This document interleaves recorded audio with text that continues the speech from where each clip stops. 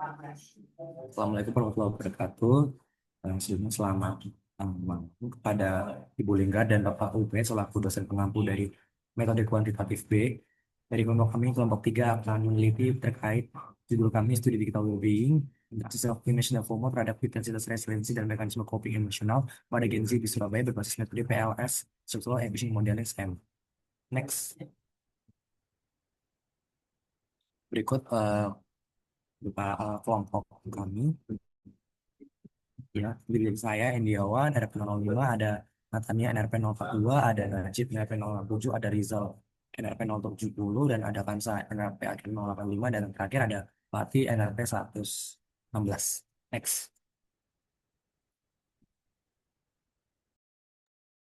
Nah, di latar belakang penelitian kita sendiri yaitu di zaman sekarang digital, media sosial di Indonesia sangat mengubah cara berpikir Gen Z, berinteraksi dan membangun citra diri secara digital. Namun intensitas dalam menggunakan media sosial menyebabkan tekanan secara psikologis, terutama pada FOMO atau fear of missing out. Dengan ini bisa dapat menurunkan kesejahteraan emosional. Gen Z memerlukan resiliensi dan mekanisme coping untuk menghadapi tekanan ini. Tetapi belum banyak yang mengkaji tentang hubungan antara self-image, humor, resiliensi, dan coping emosional secara menyeluruh. Dengan adanya penelitian yang kami buat, yaitu bertujuan untuk mengkaji hubungan dengan generasi di Surabaya menggunakan metode kuantitatif, PLS, SEM, untuk memahami kesejahteraan digital mereka.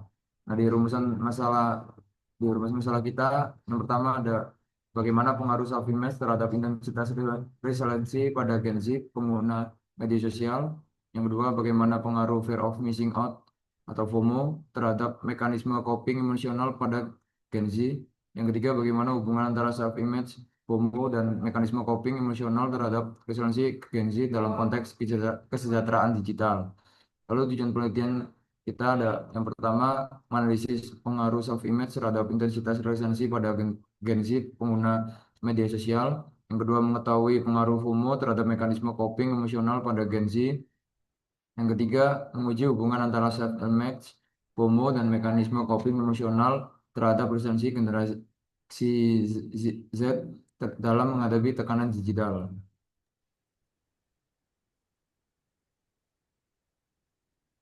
Selanjutnya ada manfaat penelitian. Pertama, memberikan kontribusi teoritis terhadap pengembangan konsep digital well-being FOMO dan resiliensi pada Gen Z. Dua, memberikan panduan praktis bagi institusi pendidikan atau orang tua dalam meningkatkan mekanisme coping emosional dan resiliensi Gen Z di era digital. Tiga, menjadi preferensi bagi peneliti selanjutnya terkait hubungan psikologis dan perilaku digital Gen Z. Untuk problem statement-nya, pertama ada fenomena tekanan self-image yang tinggi pada Gen Z. Ruang pembentukan identitas diri yang performatif, lalu ada validasi digital yang mempengaruhi persepsi diri, adanya tindakan dan atau action untuk melakukan penelitian diri. Yang kedua ada FOMO akibat di paparan dari digital yang intens, belum dipahami secara komprehensif. FOMO itu memicu kecemasan impulsif dan perbandingan sosial. Dampak FOMO juga tidak dimitigasi oleh Gen Z. FOMO yang memicu pada keresahan diri apabila tidak mengikuti tren dan fenomena sosial baru. Yang ketiga ada sebagai mekanisme coping emosional, tapi maladaptif. Media sosial menjadi ruangan atau tempat pelarian stres, namun memicu tekanan. Mekanisme coping yang belum terintegrasi sehingga serangan maladaptif untuk diri dan pikiran. Yang keempat ada belum banyak penelitian yang mengintegrasikan digital well-being Gen Z. Mayoritas penelitian hanya berfokus pada satu kajian, belum ada integrasi model digital teori DERD. Next. Baik, lalu berikutnya terdapat tinjauan pustaka yang berada di bab kedua itu sendiri. Pertama, kita bisa mengetahui adanya self-image. Yang kedua, FOMO. Dan juga yang ketiga adalah mekanisme coping emosional. Yang pertama, kita akan mendefinisikan dari self-image terlebih dahulu. Menurut penelitian dari McMullen pada tahun 2020, McMullen menyatakan bahwa self-image adalah persepsi diri yang dibangun berdasarkan measurable traits atau karakteristik yang dapat diukur, yang terbentuk sejak usia dini itu sendiri. Citra diri terus bentuk bukan hanya interaksi sosial nyata, namun juga terjadi di ruang digital. Sehingga penilaian ini meliputi aspek fisik, kemampuan, kepribadian, dan yang lainnya. Generasi Z yang tumbuh beriringan dengan kemajuan teknologi dapat menggunakan ruang digital untuk membangun identitas diri itu sendiri. Lalu yang kedua, terdapat definisi dari fear of missing out. Menurut penelitian dari Patrick McGuinness tahun 2004, selaku pencetus ataupun pertama kali orang yang menggunakan istilah FOMO mendefinisikan bahwasanya FOMO ini adalah kecemasan yang muncul karena menyadari adanya banyak pengalaman, peluang, atau pilihan di luar sana dan khawatir bahwa kita mungkin melewatkannya. Ketika individu melihat unggahan menampilkan kesenangan atau keberhasilan orang lain, muncullah perbandingan sosial yang memicu keinginan kuat untuk selalu ikut serta.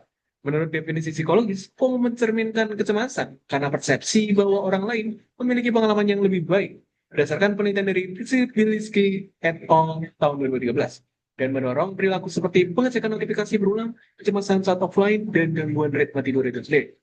Lalu yang ketiga, terdapat definisi dari mekanisme coping emosional.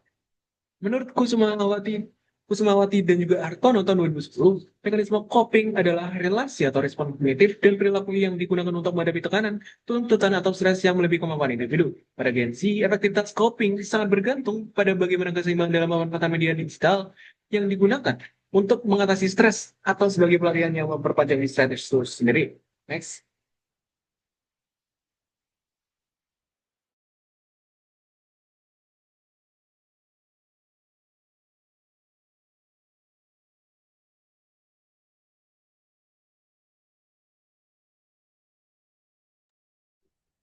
Jadi Terus ada berdasarkan hipotesis, yaitu ada hipotesis satu yang self image berpengaruh positif terhadap resiliensi pada generasi Z. Hipotesis dua yaitu self image berpengaruh positif terhadap mekanisme coping emosional pada generasi Z.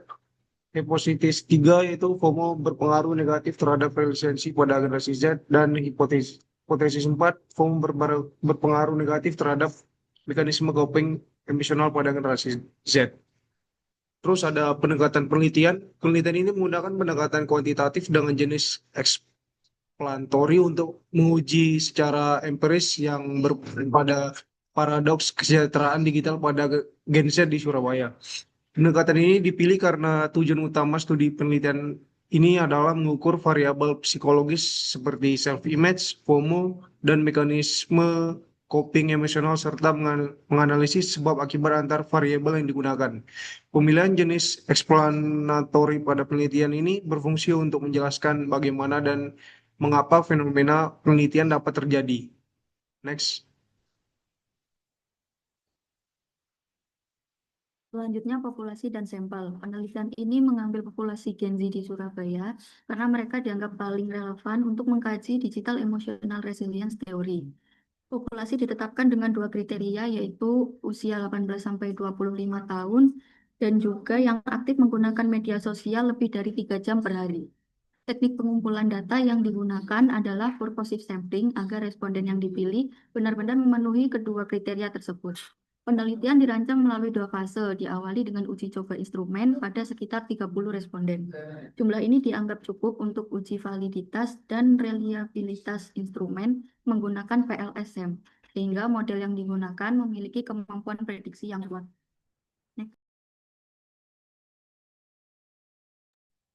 Lalu dari segi teknik analisis data, kita akan menggunakan metode analisis yaitu menggunakan PLSM yang mana dengan software Smart PLS itu sendiri.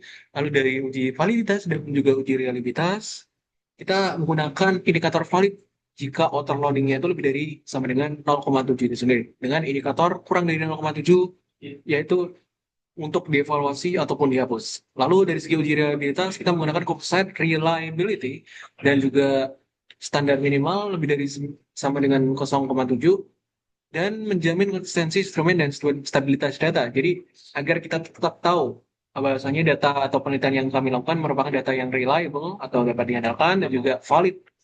Lalu measurement modelnya kita menggunakan konvergen dan juga diskriminan validitasnya.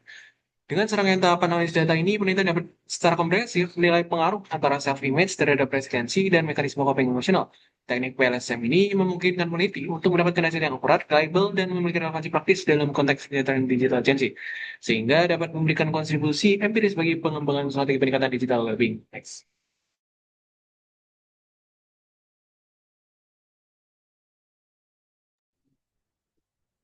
Berikut merupakan instrumen penelitian di mana kami menggunakan skala pengukuran. Pada penelitian ini menggunakan skala Likert dengan 5 poin. Poin satu sangat tidak setuju hingga sangat setuju.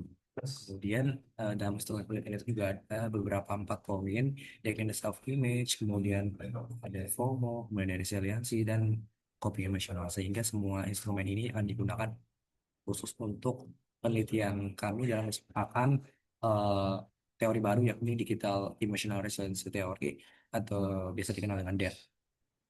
Next. Nah, berikut desain penelitian kami di mana desain penelitian ini terdapat 11 poin yang saling berkaitan sehingga kami mendesain penelitian ini berdasarkan apa yang kami kaji melalui sumber referensi jurnal, berita, dan lain sebagainya. Kemudian juga ada kuesioner online yang kami bagikan untuk terhadap responden terhadap penelitian kami.